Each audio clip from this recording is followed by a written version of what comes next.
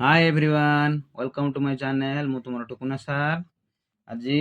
Video को स्वागत करछि पिले माने आज आमे नूतन विषय रे सिखिबा जोटा कि 12 मासर ना सिखिबा हैला कि पिले इंग्रजी रे 12 मासर ना सिखिबा एवं मास गुडी को केते दिन सब सिखिबा आमे बुझि पाछन ने पिले माने चलंतु देखिबा आमे स्टार्ट करिबा प्रथम मास होछि जनवरी मास हैला JANUARY जनवरी जनवरी हूँ पिले 31 दिनिया है ना 31 दिनिया तापर कि आसीबो फेब्रुआरी FEBRUARY फेब्रुआरी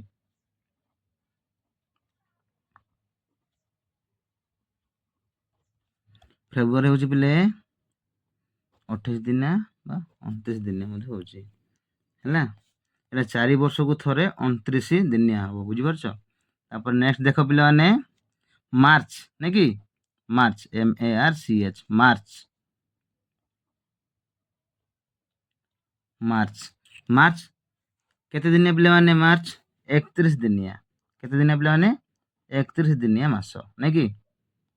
मार्च मास होची 31 दिनिया ठीक अछि तापर कि आसे पिले माने 4 रे एप्रिल APRIL एप्रिल एप्रिल केते दिन रे पिले माने एप्रिल होची 30 दिनिया केते दिन पिले माने 30 दिनिया तापर कि आसे पिले एप्रिल परे मे MAY मे केते दिन पिले माने मे होची 31 दिनिया 31 दिनिया मास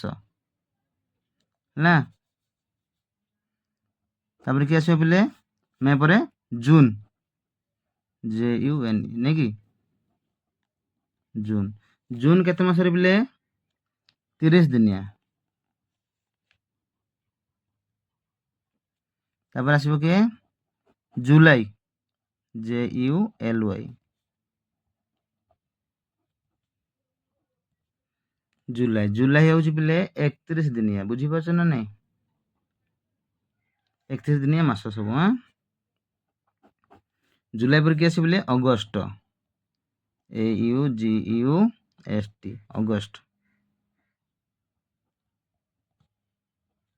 अगस्त अगस्त पिले केते जानिचो ये मध्य 31 दिनिया सेप्टेम्बर SEPTEMBER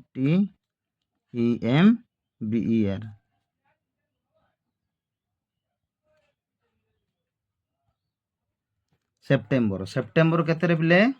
एक सेप्टेम्बर 30 दिनिया सब होला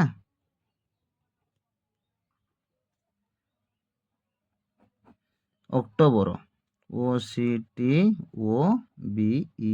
अक्टोबर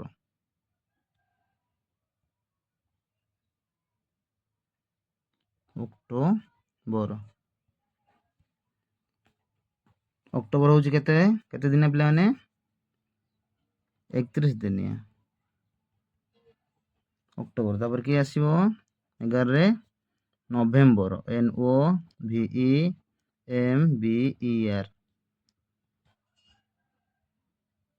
नवेम्बर नवेम्बर पिला माने 30 दिनिया मन किथो 30 दिनिया लास्ट मास पिला माने डिसेंबर मास DECEMBER डिसेंबर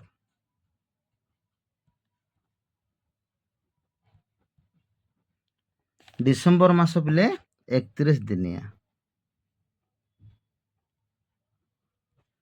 बुझी पाले पिला माने आमे देखो आम वर्ष को 12 मास रो ना आमे जानिलु जे 1 रु आरंभ करी 12 पर्यंत बा प्रथम मास रो आरंभ करी 12 मास पर्यंत आमे सिखिलु नै कि जनवरी आरंभ करी डिसेंबर मास पर्यंत तेनु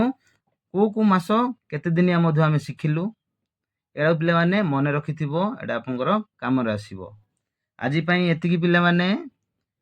वीडियो जदि भल लागुची पिला माने सब्सक्राइब करिवो लाइक करिवो कमेंट करिवो ଆଉ ନୂଆ ନୂଆ ଭିଡ଼ିଓ ଦେଖିବା ପାଇଁ ସବୁବେଳେ ଭିଡ଼ିଓକୁ ଦେଖୁଥିବ। ରହୁଛି, ନମସ୍କାର।